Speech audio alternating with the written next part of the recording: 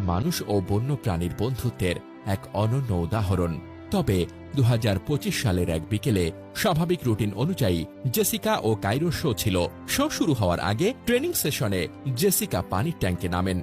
প্রথম দিকে সবকিছু স্বাভাবিক থাকলেও কিছুক্ষণের মধ্যেই কায়রোর আচরণ বদলে যায়। সে বারবার ট্যাঙ্কের চারপাশে ঘুরছিল, স্বাভাবিক সিগন্যাল উপেক্ষা করছিল, পানির নিচে লুকিয়ে থাকছিল এবং হঠাৎ উঠে আসছিল।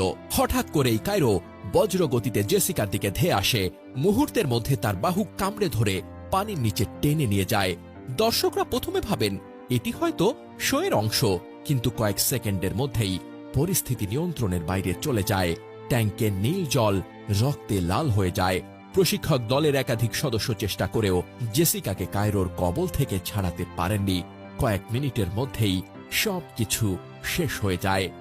বিশেষজ্ঞদের মতে অর্কার আক্রমণাত্মক আচরণের পেছনে কয়েকটি সম্ভাব্য কারণ থাকতে পারে।